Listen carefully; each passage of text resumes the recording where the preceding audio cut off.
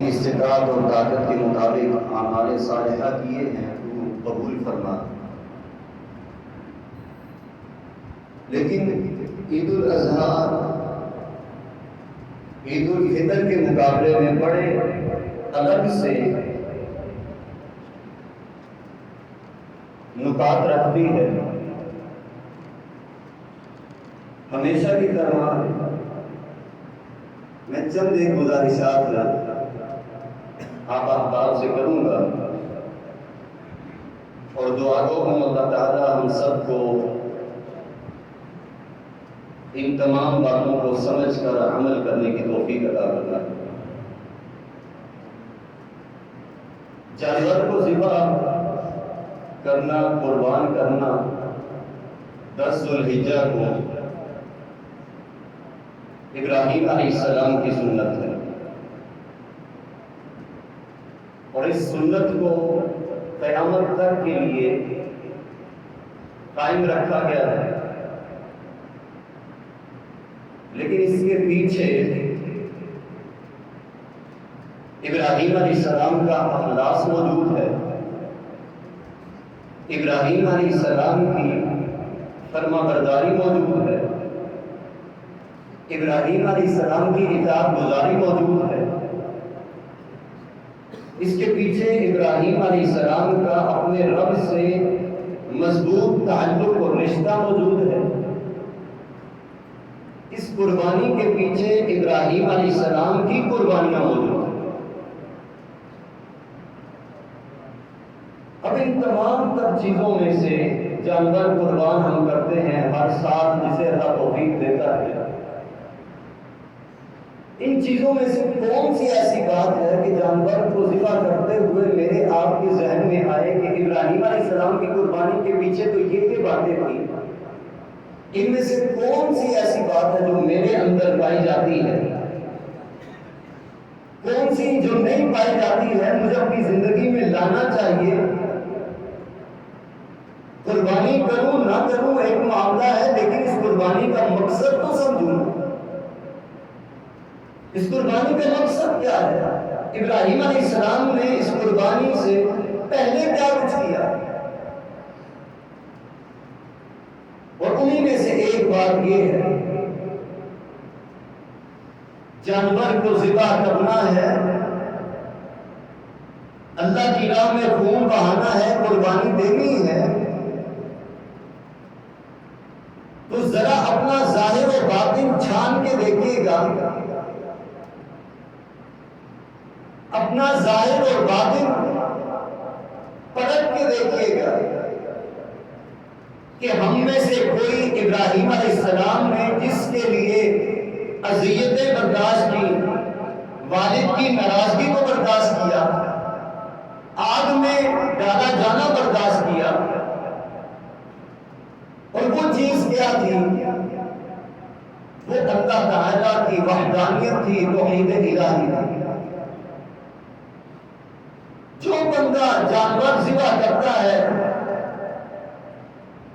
وہ 2 لاکھ کا چھوڑ کے 10 لاکھ کا جانور خرید کے قربان کر لے، جب تک یہ بات نہیں ہوتی ہے اس کے اندر کہ وہ شرک سے پاک ہے، شرک نہیں کرتا ہے، جب تک یہ بات اس کے اندر موجود نہیں ہے کہ وہ شرک کے اندر اگر شامل ہے، یہ بات ذہن نشین کر لیجئے، کیونکہ اللہ نے قرآن میں واضح طور پر فرمایا قل ان صلاتی، اے نبی ان سے کہیے میری نماز و نسکی اور میری قربانی و محیای و مماتی، میرا زندہ رہنا میرا مرنا للہ رب العالمین، رب العالمین کے لیے ہے، اللہ کے لیے ہے۔ قربانی اگر اللہ کے لیے خاص کر رہے ہیں تو زندگی بھر کے عبادات معاملات اللہ کے لیے خاص کریں۔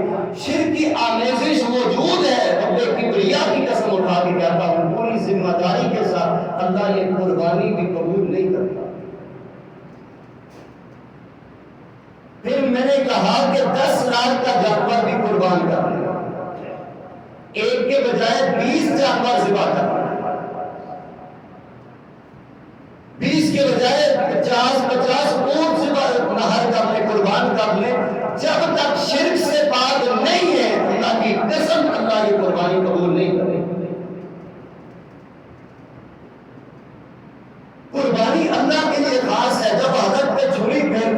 کیا پڑھتے ہیں؟ بسم اللہ اللہ اکبر، نام بھی اللہ کا، بڑا بھی اللہ ہے، نام بھی اس کا بڑا، کبریائی بھی اس کی، ہر معاملے میں وہ بڑا ہے۔ تو جب وہ بڑا ہے، نام اس کے ساتھ جانور قربان ہوتا ہے، کسی اور کے نام کے ساتھ نہیں قربان ہوتا، تو پھر باقی معاملات، باقی عبادات، باقی زندگی میری غیر اللہ کے نام سے کیسے اللہ کی بارگاہ میں قبول ہو؟ کوئی ایک بندہ یہ کر کے بتائے، اپنی قربانی اپنے ہاتھ سے ذبح کرے اور اس سے پہلے بسم اللہ اللہ اکبر پڑھنے کے بجائے کسی اور کا نام لے کہ یہ فلاں کے نام سے ہے، یہ فلاں کے نام سے ہے، قربانی ہو جائے گی؟ اس کے علاوہ کوئی اور جملہ شامل کر لے، قربانی ہو جائے گی؟ نبی کریم علیہ السلام نے بھی طریقہ وہی بتایا ہے جو ابراہیم علیہ السلام نے مقصد پیش کیا تھا، اللہ کے ساتھ شرک نہیں کرے۔ اور دوسری نصیحت، جانور ذبح کرنا میرے خیال میں مشکل نہیں ہے، کسی لحاظ سے بھی نہیں۔ اتنی مہنگائی ہے، لوگ خرید رہے ہیں کہ نہیں خرید رہے؟ آج جو اپنا جانور اپنے ہاتھ سے ذبح نہیں کر پا رہا، اگلے سال ہمت کرتا ہے، چوری پہ رہتا، ہر لحاظ سے جانور قربان کرنا، ذبح کرنا مشکل نہیں ہے، لیکن اپنی خواہشات کو، اپنے اندر امڑنے والی برائیوں کو ذبح کرنا، انہیں قربان کرنا مشکل ہے، ان کی قربانی دینا مشکل ہے، کیونکہ دل نہیں مانتا ہے، طبیعت مزاج وہ میچ نہیں ہوتا ہے۔ تو پھر ایمانداری سے بتائیے گا کہ پھر اس جانور کو قربان کرنے کا کیا مقصد ہے؟ جب اپنے اندر کی بد خواہشات کو قربان نہیں کر سکتے، جب اپنے اندر کی لغویات کو، فضولیات کو قربان نہیں کر سکتے ہیں، جانور قربان کرنے کا کیا مقصد ہے؟ اگر مقصد گوشت کھانا ہے، گوشت تقسیم کرنا ہے، لوگوں کو بتانا ہے میں نے اتنے کا جانور خریدا ہے، یہ مقصد ہے، تو پھر تو ٹھیک ہے، یہ نہ اپنے لیے رہے گی نہ اللہ کے لیے رہے گی، اپنے لیے تو گوشت ہی رہے گا، اللہ کے لیے کچھ نہیں رہے گا۔ حالانکہ کرنا کس کے لیے ہے؟ اللہ کے لیے۔ لن ينال الله لحومها ولا دماؤها ولكن يناله التقوى منكم۔ اللہ کو تو یہ قربانی کا گوشت، یہ کھانے، یہ خون نہیں جاتا ہے، ولكن يناله التقوى منكم، اللہ کو تقوی کی ضرورت ہے۔ حدیث میں آتا ہے، رسول اللہ صلی اللہ علیہ وسلم نے فرمایا، اللہ تعالیٰ تمہارے چہروں کو نہیں دیکھتا کہ کون کتنا حسین و جمیل ہے، کتنا خوبصورت ہے، کس کا رنگ سفید ہے، اللہ نہیں دیکھتا ہے۔ اللہ تمہارے جسموں کو نہیں دیکھتا ہے، کون کڑیل جوان ہے، طاقتور ہے، باڈی بلڈر ہے،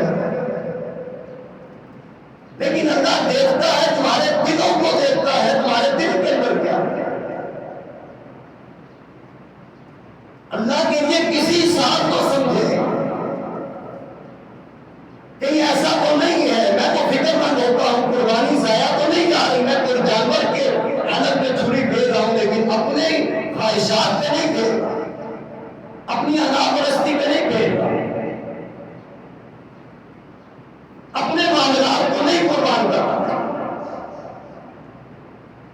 میں نے گزشتہ جمعہ کے اندر ذکر کیا تھا، ہمیں قربانی دینے کے لیے، دین کے لیے قربانی دینے کے لیے ہمیں ایک طبقہ ملا ہوا ہے، یہ جو دیندار ہیں، علماء ہیں، علماء مدارس ہیں، یہ دین کے لیے قربانیاں دے رہے ہیں۔ ہم نے یاد رکھیے گا یہ دین، یہ اسلام یہ ہر بندے کی قربانی تھا۔ ابراہیم علیہ السلام ویسے نہیں سرخرو ہوئے تھے کہ اللہ نے دن آخر میں اعلان کیا تھا انی جاعل للناس اماما، ابراہیم تو نے ہر موقع پر میری فرما برداری کی ہے، رہتی دنیا تک کے لیے میں تجھے امام بنا۔ ابراہیم علیہ السلام کی فرما برداری کوئی معمولی نہیں تھی، اپنی خواہشات بد کو، اپنے ان معاملات کو بھی قربان کرو۔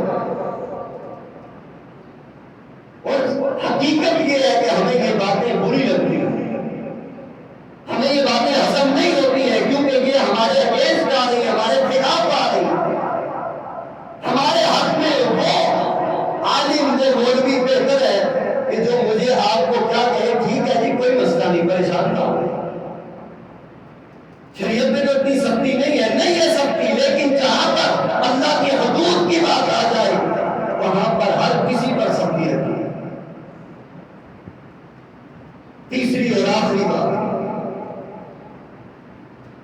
جانور کو ذبح کرنا ہے، اللہ کے لیے خون بہانا ہے، قربانی دینی ہے، اللہ کے حکم کی تعمیل کرنی ہے، رسول اللہ صلی اللہ علیہ وسلم کی بتائی ہوئی سیرت ابراہیم کے پر عمل کرنا ہے۔ تو اس سے پہلے جانور کو قربان کرنے سے پہلے اپنے ذہنوں کو اس لحاظ سے سدھار لیجیے، صاف کر لیجیے۔ یہ آخری بات بہت اہم ہے۔ میں جانور قربان کرنے لگا ہوں، جانور میں ذبح کرنے لگا ہوں، جانور کی قربانی دے رہا ہوں، اس کا خون بہا رہا ہوں، اس کا گوشت کھا رہا ہوں، تقسیم کر رہا ہوں، لیکن اس سے پہلے میں اپنی ساری زندگی کو دیکھوں۔ وہ جانور تو کہیں ایسے ہوتے ہیں کہ نہیں ہوتے کہ جنہیں لا کر کھڑا کیا جائے وہ خود ہی لیٹ جاتے ہیں، ہوتا ہے نا؟ اگر کوئی نہیں لیٹتا اسے گرا کر اسے ذبح کر لیا جاتا ہے، ہو جاتا ہے۔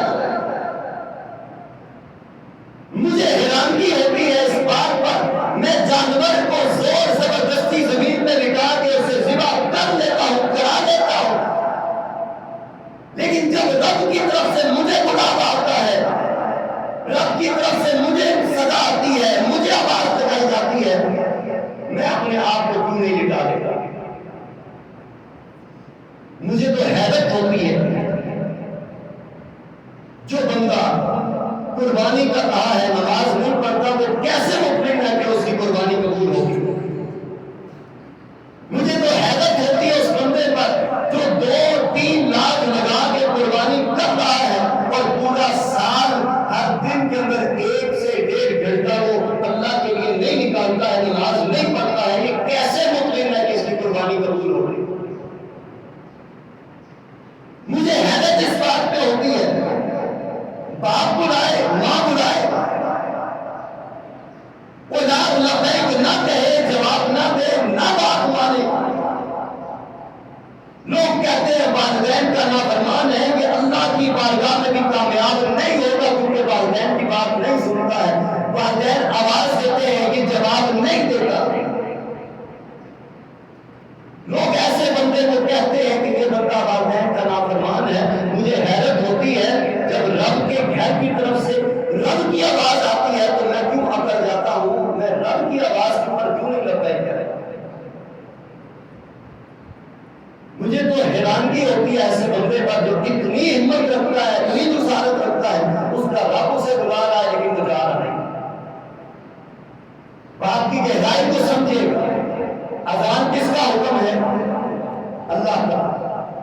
اذان کے اندر الفاظ سب سے پہلے کون سے ہے؟ اللہ کی بڑائی کے، پھر محمد کریم علیہ السلام کی رسالت کے، اس کے بعد حی علی الصلاۃ اور نماز کی طرف۔ اذان کا حکم رب کی طرف سے ہے تو اذان کے اندر جو الفاظ بولے جا رہے ہیں تو بلا رہا کون ہے؟ یہ مؤذن نہیں آواز دے رہا ہوگا، یہ صرف مؤذن کی زبان ہل رہی ہے، کلمات کس کے ہیں؟ اللہ۔ بلاوا کس کا ہے؟ مجھے حیرت ہوتی ہے ایسے بندے پر جسے رب بلا رہا ہے وہ نہیں جا رہا، لیکن 2-2.5 لاکھ کا جانور قربان کر کے مطمئن ہو جاتا۔ مجھے تو حیرانی ہو گئی، آپ پتہ نہیں کیا سوچتے۔ اللہ کہتا ہے، اللہ کی طرف سے آواز آتی ہے حیّ الفلاح، یہ کامیابی یہاں پہ ہے، تم وہاں کامیابی تلاش کرو، یہاں پہ کامیابی ہے، حیّ الفلاح، آؤ کامیابی کی طرف، فلاح کی طرف، اس طرف آ جاؤ۔ مجھے حیرت ہوتی ہے ایسے بندے پر، اور سچی بات بتاؤں تو ایسے بندے پر ترس بھی آتا ہے کہ جو قربانی کر لیتا ہے، بہترین قربانی کرتا ہے، لوگوں کی دعوت بھی کر لیتا ہے، لیکن رب کو راضی نمازوں کے ذریعے اپنے باقی معاملات کے ذریعے نہیں کر سکتا ہے، اس کی قربانی کس کا؟ فتویٰ نہیں دے رہا، بات سمجھا رہا، نہ ہی میری کوئی حیثیت ہے فتویٰ دینے کی، بات سمجھا رہا ہوں۔ بتائیے جو بندہ بے نمازی ہے، پہلا سوال اللہ کے رسول علیہ السلام نے فرمایا 5 ارکان ہیں دین اسلام کی، 5 بنیادیں ہیں، شہادت لا الہ الا اللہ وان محمد رسول اللہ، یہ شہادتین کی گواہی پہلی بنیاد ہے، پہلا پلر ہے۔ دوسرے نمبر پر نماز قائم کرنا، جو کلمہ پڑھنے کے بعد نماز نہیں قائم کرتا، مجھے بتائیے کہ اس کی قربانی کیسے کرے؟ نبی کریم علیہ السلام نے فرمایا قیامت کے دن سب سے پہلا سوال نماز کے بارے میں ہوگا، نماز کے متعلق پوچھا جائے گا۔ مجھے ایمانداری سے بتائیے، میں فتویٰ نہیں دے رہا ہوں، آپ سے پوچھنا چاہتا ہوں، مجھے بتائیے جو بندہ بے نمازی ہے، قیامت کے دن پہلا سوال نماز کے متعلق ہونا ہے۔ رسول رحمت علیہ السلام نے فرمایا جو بندہ نماز کے معاملے میں کامیاب ہو گیا اس کے اگلے مراحل آسان ہو جائیں گے، جو نماز کے معاملے میں فیل ہو گیا وہ اگلے معاملات کے پاس نہیں ہو سکتا ہے۔ اس بندے کی قربانی کیسے قبول ہو؟ آج نہیں غور کریں گے، آج نہیں فکر کریں گے، نہیں خود کو سدھاریں گے، نہیں سیدھے راستے پر آئیں گے، صحیح بات آپ کو بتا رہا ہوں کہ ایسا نہ ہو قیامت کے دن میرے 15 20 30 40 سال کی ساری قربانیاں اللہ لائے گا، میرے پاس تو کچھ نہیں آیا، لن ينال الله لحومها ولا دماؤها ولكن يناله التقوى منكم۔ اللہ کو تقوی چاہیے، کیا تقوی کے اندر نماز نہیں شامل ہے؟ کیا تقوی کے اندر باقی معاملات نہیں شامل ہیں؟ اللہ سے دعا ہے اللہ مجھے آپ سب کو سمجھ کر عمل کرنے کی توفیق عطا فرمائے۔ نبی کریم علیہ السلام کی یہ سنت ہے اور آپ کا یہ فرمان ہے کہ عیدین کے نماز کے بعد جب خطبہ ہوتا ہے، خطبہ ہر بندے کو سننا چاہیے۔ ہمارے یہاں خطبے کو لائٹلی لیا جاتا ہے، سمجھا جاتا ہے بس خیر ہے، کوئی نام بھی سنا تو کون سی کوئی باتیں کرتے ہیں وہ بھی، لیکن یہ خطبہ سننا لازم ہے، بیٹھنا لازم ہے۔ اور دوسری بات نبی علیہ السلام نے فرمایا اس کے بعد دعا کی بہت اہمیت ہے۔ اہمیت کس طرح سے واضح کی؟ فرمایا کہ جو خواتین اپنے مخصوص ایام میں ہیں وہ بھی آئیں، ایک طرف بیٹھ کے دعا کے اندر شامل ہیں۔ مطلب اتنی اہم دعا ہے، ہو سکتا ہے اسی کے اندر اللہ تعالیٰ کوئی بات، کوئی حاجت، کوئی ہماری ضرورت پوری کر دے، اس لیے اس موقع کو غنیمت جانیں، اللہ سے دعا کریں، اللہ ہمارے معاملات کو بہتر فرمائے۔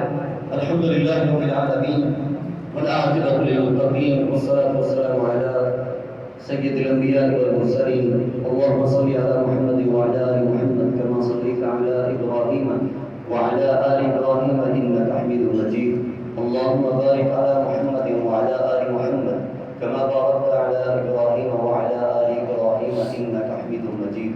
ربنا ظلمنا انفسنا وان لم تغفر لنا وترحمنا لنكونن من الخاسرين، ربنا ظلمنا انفسنا وان لم تغفر لنا وترحمنا لنكونن من الخاسرين، لا الہ الا انت سبحانك انا كنا من الظالمین۔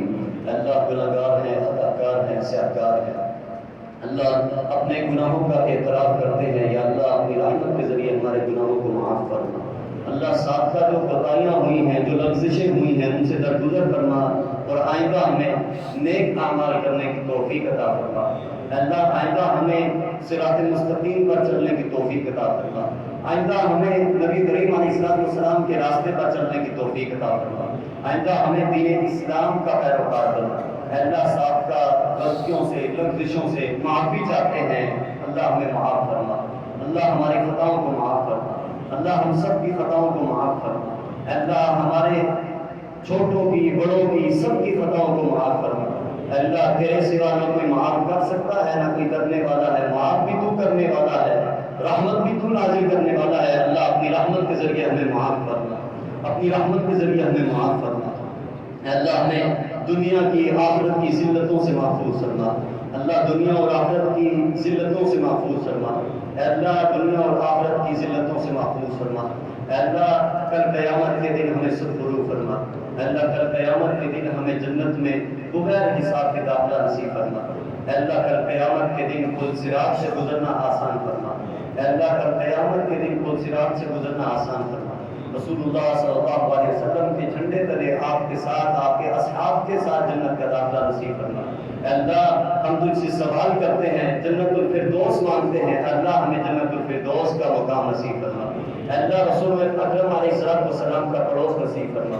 اللہ ہمیں قرآن سے حقیقی محبت رکھنے کی توفیق عطا فرما۔ اس قرآن کو کل قیامت کے دن ہماری کامیابی کا ذریعہ بن گیا۔ اللہ یہ قرآن کل قیامت کے دن ہمارے حق میں گواہی دے اور اسے قبول کر کے تو ہمیں جنت میں داخل کرنا۔ اللہ ہمیں قرآن سے مستفید ہونے کی توفیق عطا فرما۔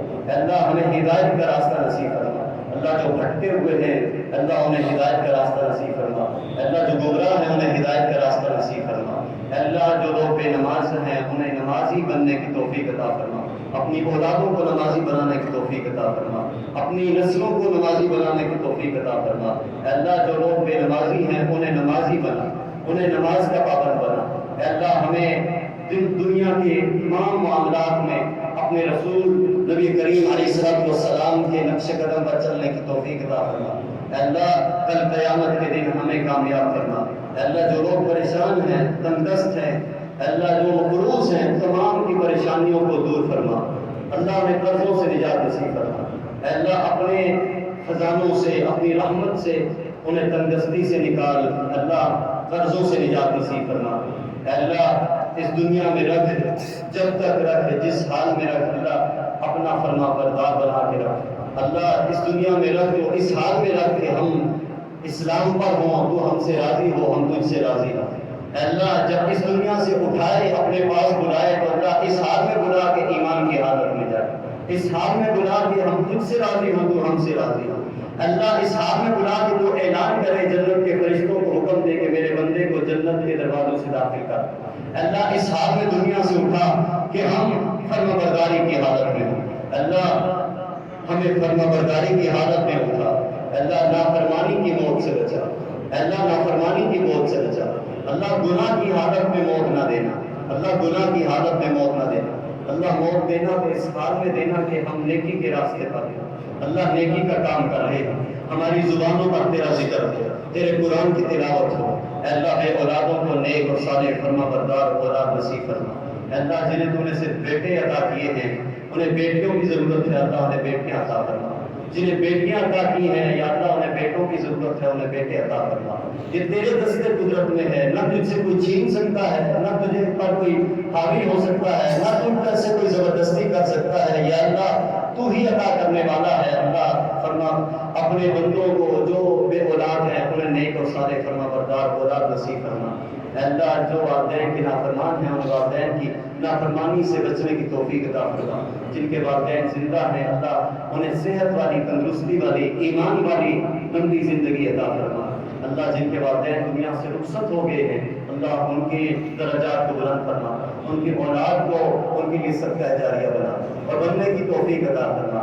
اللہ تو دعائیں سننے والا ہے۔ اللہ ہم اقرار کرتے ہیں تیرے در کے سوا کوئی در نہیں ہے کہ جہاں پہ ہم جا کے اپنی حاجتیں پیش کریں، تیرے سوا کوئی نہیں ہے اللہ جس کے سامنے جا کے اپنی التجائیں پیش کریں، تیرے سوا کوئی نہیں ہے اللہ جس کے سامنے جا کے ہم اپنی معاملات کو پیش کریں۔ اپنی دکھ سکھ بیان کریں۔ اللہ تیرے سوا نہ کوئی سننے والا ہے، نہ کوئی جواب دینے والا ہے، نہ کوئی مسائل حل کرنے والا ہے۔ اللہ پریشانیوں سے نکالنے والا بھی تو ہے، اللہ تنگیوں سے نکالنے والا بھی تو ہے۔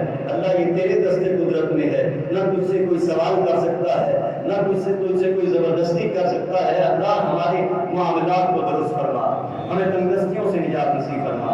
اللہ کل قیامت کے دن ہمیں جہنم کے عذاب سے نجات نصیب فرما۔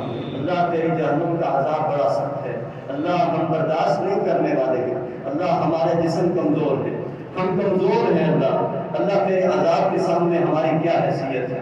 اللہ تیرا عذاب بہت سخت ہے، قیامت کے دن ہمیں اپنے عذاب سے نجات نصیب فرما۔